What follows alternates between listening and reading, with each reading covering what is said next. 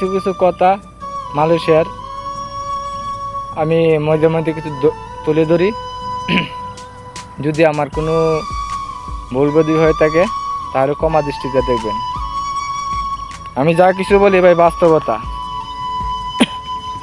আমার জীবনে যা কিছু বলতেছি সব বাস্তবতার কথা বলতেছি, কোনো মিথ্যা কোনো কথা নাই।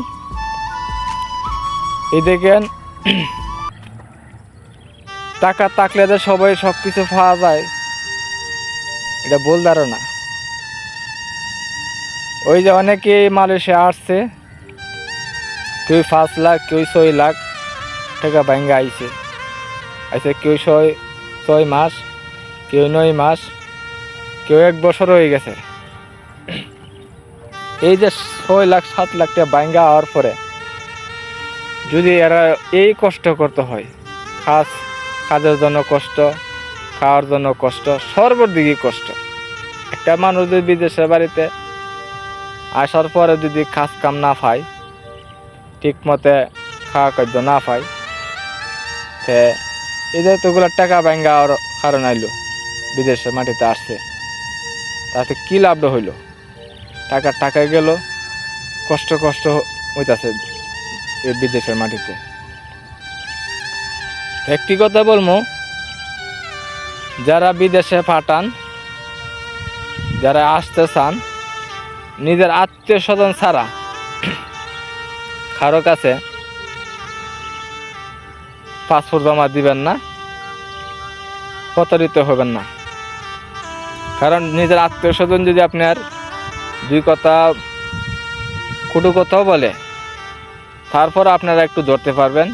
কারণ কিরিত ওর মাধ্যমে পাঠাইছেন, আপনার আত্মীয় স্বজনের মাধ্যমে, তখন জিনিসটা আপনার কইতে পারবেন একটা কথা। আর যদি দালালের মাধ্যমে পাঠান, কিছু বলতে পারবেন না। কারণ বলতে পারবেন না, ও দালালে তো খুঁজে পাইবেন না। নিজের চোখকে দেয়া, আমার সাথে একটা লোক প্রায় 8 মাস বসে রয়েছে, 7 লাখ টাকা ব্যাঙ্গে আইছে। তার খান্না দেখলে যদি এগুলো ভিডিও আপনাদের কাছে ধরি, আপনারা নিজেরই অবাক হয়ে থাকবেন। তার ফ্যামিলি কীভাবে চলে, হ্যাঁ কীভাবে চলে, অথচ টাকাগুলো সব কিছু ঋণ করে আসছে। 7 লাখ টাকা কবে তুলবো আর ওই দেব কবে দেশে বাড়িতে?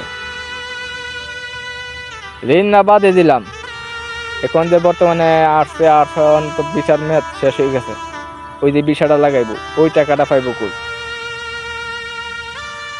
বা চিন্তা করে দেখছেন, 7 লাখ টাকা দিল, আবার এখন বিষা লাগাইতে হইব। বিষা লাগালে তো আপনার 1,20,30,000 যাইব গা, তো আপনার 8 লাখ 8.5 লাখ টাকা পড়ে যেতেছে। যেই যদি করেন বিদেশের মাটিতে আসতে চান, আত্মীয় স্বজন ছাড়া কেউ বিদেশের মাটিতে আসবেন না। আসসালামু আলাইকুম।